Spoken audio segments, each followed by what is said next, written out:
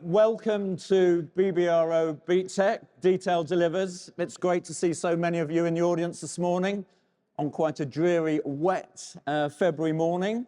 Hopefully that's made sure you've attended. So my name's Mark Stevens, Interim Head of BBRO. And what we'd like to do today is take you through some of the various aspects of the research that we do within BBRO, but also hopefully give you some key pointers to take away to put into practice straight away. So the agenda should be in your conference pack, which hopefully you picked up in the booklet as you came in this morning.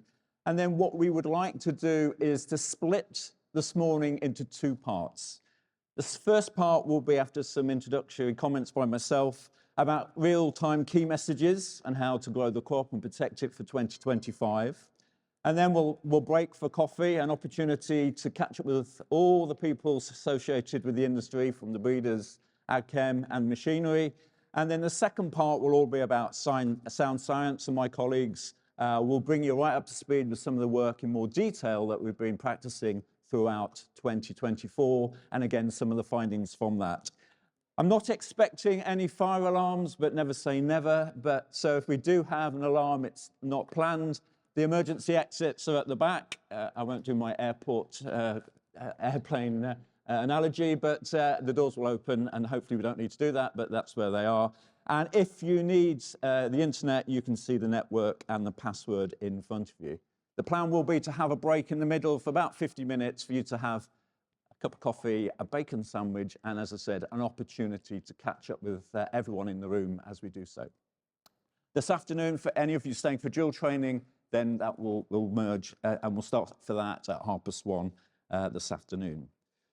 So without further ado, I just want to take just a few minutes to reflect on 2024, because for many, this was probably the last time that you actually saw Simon. Sadly, Simon was taken from us very suddenly last March. Simon was a fundamental part and a key colleague within BBRO. And we really miss his passion and enthusiasm and dedication to the sugar beet sector. And here's a photograph of him giving the award to the actual soil health quiz that we ran 12 months ago to Sue Lord. And you know, clearly it has been a challenging year for many of us within BBRO. And at times, hopefully, we've been able to glide serenely over the water to make sure we delivered everything that you need for BBRO, whether it's bulletins, visits, plant clinic and anything else. But at times I can actually say it has been us working very hard below the water, paddling like mad to make sure that we continue to deliver BBRO, so there's been no actual, everything's remained seamless in that journey. And what I'd just like to do is thank my team, your BBRO, for everything they've done. They're key to making sure that we deliver everything that we need and can then deliver for you as an industry, to ensure we have the latest R&D and the K and everything else that you need going forward. So I also cannot avoid talking about weather, because everyone in this room is a weather person. And this gives you a nice summary of what happened in 2024. In many ways, 2024 was benign, and some actually compare it to 2015. Some key take-home messages from this in reflection to the 2024 crop.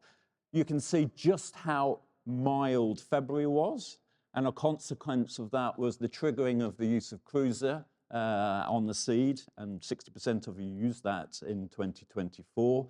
But you can also see just how wet it was through February, March, April and May, and the consequence that had on drilling, but also on one or two other things, including aphid populations. You'll also notice just how wet September was, and I think we're all getting twitchy about how that was going to impact on harvest, including Stephen and the field team in BBRO about getting trials out the ground. But as we know now, 4 months post-September, things have calmed down, most of us have got the beet out the ground, which is great. The other notable thing, I think, from that is the sunshine hours and just how dull it was throughout 2024, apart from January. And sadly, the weather we're having in 2025 continues that trend, and let's hope it changes as we go through spring. So just to touch on some of the areas that we've been doing within BBRO, clearly the science base within BBRO has been undertaking various aspects, both crop protection and crop production. It's great to be able to report that Georgina and the team have been able to do nutrient placement work, but also the successful drought trial that we did at Ciderstone in 2024. And here's the team taking some measurements.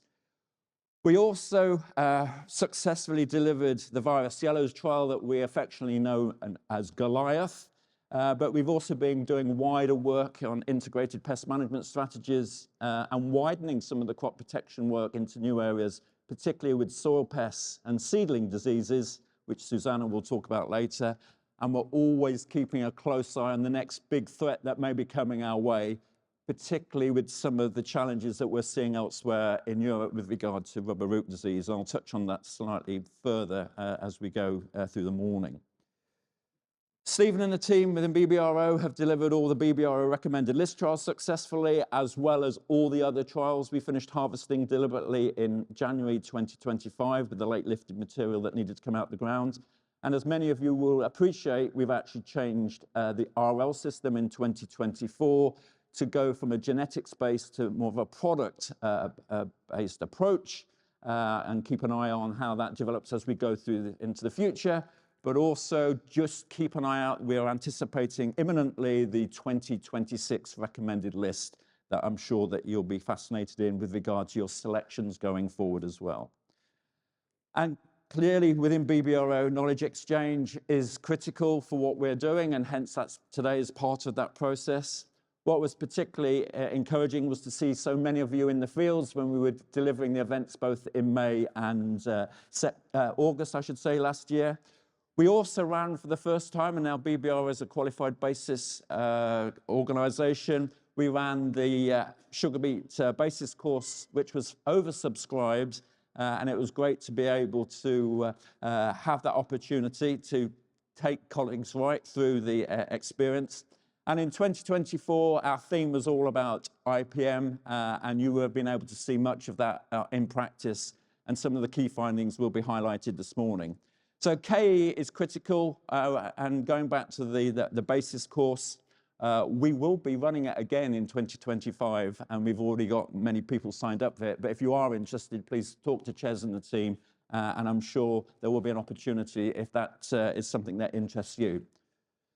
So what we'd like to do today is reflect and think about where we're going for 2025, and we want to do things slightly differently this morning. My colleagues within the BBRO call this section beatboxing. They wanted me to wear a baseball cap and turn it around. I'm not sure I'm actually going to do that.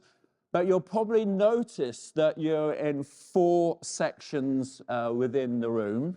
And what we would like to do is take you through 4 key areas with practical messaging for the next few weeks so that you can go on farm and hopefully put these into practice and reflect on those. So I will cover the red zone and I will cover about aphid control and virus control for 2025.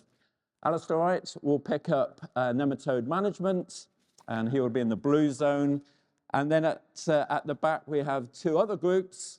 Georgina will pick up cover crops and their destruction. And then Pam Chambers from British Sugar will pick up weed control.